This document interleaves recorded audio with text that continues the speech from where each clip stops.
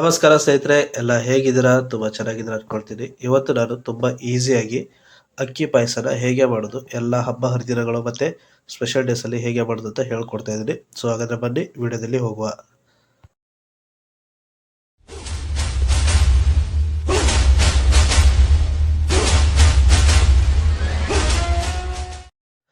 ಅಕ್ಕಿ ಪಾಯಸ ಮಾಡಲಿಕ್ಕೆ ನಾವೊಂದು ಅರ್ಧ ಕಪ್ಪಷ್ಟು ಬಾಸ್ಮತಿ ರೈಸ್ ತೊಗೊಳ್ತಿದ್ದೀನಿ. ನೀವು ಮನೇಲಿಂದ ಯಾವ ರೈಸ್ ಆದರೂ ಆಗುತ್ತೆ.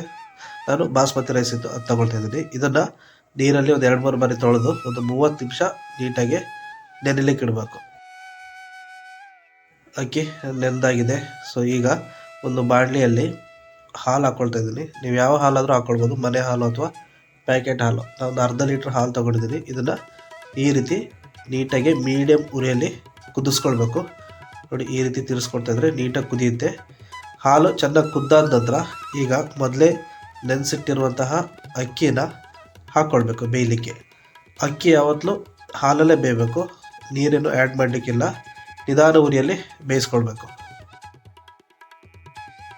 ನೋಡಿ, ಈ ರೀತಿ ಯಾವಾಗಲೂ ಮೀಡಿಯಮ್ ಉರಿಯಲ್ಲಿ ಕುದಿಸ್ಕೊಂಬಂತ ಇದ್ದರೆ ಪಾಯಸ ಆಟೋಮೆಟಿಕ್ಕಾಗಿ ಚೆನ್ನಾಗಿ ಟೇಸ್ಟ್ ಕೊಡುತ್ತೆ. ನೀಟಾಗಿ ಕುದಿಸ್ಕೊಳ್ಬೇಕು. ಆ ಹಾಲಲ್ಲೇ ಅಕ್ಕಿ ಚೆನ್ನಾಗಿ ಬೇಯಬೇಕು. ನೋಡಿ, ಈ ರೀತಿ ಕುದಿಸ್ಕೊಳ್ತಾ ಇದ್ದೀನಿ. ಈಗ ಅಕ್ಕಿ ಬೆಂದಿದೆ ನೋಡುವ. ನೋಡಿ, ಅಕ್ಕಿ ಬೆಂದಿದ್ದು ಹೇಗೆ ಗೊತ್ತಾಗುತ್ತೆ ಅಂದರೆ ಅನ್ನ ಎಲ್ಲ ನೋಡಿ ಮೇಲೆ ಬರ್ತದೆ, ಟ್ರಾನ್ಸ್ಪರೆಂಟಾಗಿ ಕಾಣುತ್ತೆ. ನೋಡಿ, ಒಂದು 95% ಅಕ್ಕಿ ಬೆಂದಿದೆ. ಈಗ ಇದಕ್ಕೇ 1 ಕಪ್ಪಷ್ಟು ಶುಗರ್ ಹಾಕ್ಕೊಳ್ತಾ ಇದ್ದೀನಿ. ನೆನಪಿಡಿ, ಶುಗರ್ ಹಾಕ್ಕೊಳ್ಬೇಕು, ಬೆಲ್ಲ ಹಾಕ್ಕೊಳ್ಬಾರ್ದು. ಬೆಲ್ಲ ಹಾಕ್ಕೊಂಡ್ರೆ ಪಾಯಸ ಕಪ್ಪು ಬರುತ್ತೆ. ನೋಡಿ, ಈ ರೀತಿ ನೀಟಾಗಿ ಶುಗರ್ ನಿಮ್ಮ ಟೇಸ್ಟಿಗೆ ತಕ್ಕಂತೆ ಹಾಕ್ಕೊಳ್ಳಿ. ನಾನು ಒಂದು 3/4 ಕಪ್ಪಷ್ಟು ಹಾಕ್ಕೊಂಡಿದ್ದೀನಿ. ನೋಡಿ, ಈ ರೀತಿ ಶುಗರ್ ಹಾಕಿದ ನಂತರ ಈ ರೀತಿ ನೀಟಾಗಿ ಮಿಕ್ಸ್ ಮಾಡಿ ಕೊಂಡು ಬರಬೇಕು. ನಿಧಾನ ಊರಿಯಲ್ಲಿ ಕುದಿತಾ ಇರಲಿ. ಈ ಕಡೆ ಸೈಡು ಡ್ರೈ ಫ್ರೂಟ್ಸನ್ನು ಫ್ರೈ ಮಾಡ್ಕೊಳ್ತಿದ್ದೀನಿ. ಈಗ ಒಂದು ಪ್ಯಾನಿಗೆ ಒಂದು 3 ಟೇಬಲ್ ಸ್ಪೂನಷ್ಟು ತುಪ್ಪ ಹಾಕ್ಕೊಂಡು, ತುಪ್ಪ ಕಾದ ನಂತರ ಇದಕ್ಕೆ ಗೋಡಂಬಿ ಮತ್ತು ಕಪ್ಪು ದ್ರಾಕ್ಷಿ ಹಾಕ್ಕೊಂಡು ಫ್ರೈ ಮಾಡ್ಕೊಳ್ತಿದ್ದೀನಿ. ನಿಮಗೆ ಇಷ್ಟ ಬಂದದ್ದು ಬಾದಾಮಿ, ಪಿಸ್ತಾ ಯಾವುದಾದ್ರೂ ಬೇಕಾದರೆ ಹಾಕ್ಕೊಂಡು ಫ್ರೈ ಮಾಡ್ಕೊಳ್ಬೋದು. ನಾನು ಇವೆರಡು ಫ್ರೈ ಮಾಡ್ಕೊಳ್ತಾ ಇದ್ದೀನಿ. ಈಗ ನಿಧಾನ ಉರಿಯಲ್ಲಿ ಕುದೀತಾ ಇರೋ ಪಾಯಸಕ್ಕೆ ಈ ಹುರಿದಿಟ್ಕೊಳ್ಳುವಂಥ ಡ್ರೈ ಫ್ರೂಟ್ಸನ್ನು ಹಾಕ್ಕೊಳ್ತಾ ಇದ್ದೀನಿ. ನೋಡಿ, ಹಾಕ್ಕೊಂಡು ಈ ರೀತಿ ನೀಟಾಗಿ ಮಿಕ್ಸ್ ಮಾಡ್ಕೊಳ್ಬೇಕು. ನೋಡಿ, ಈ ಟೈಮಲ್ಲಿ ಒಂದು ಚಿಟಿಕೆ ಉಪ್ಪು ಹಾಕ್ಕೊಳ್ಳಿ, ಟೇಸ್ಟ್ ಬ್ಯಾಲೆನ್ಸ್ ಮಾಡುತ್ತೆ.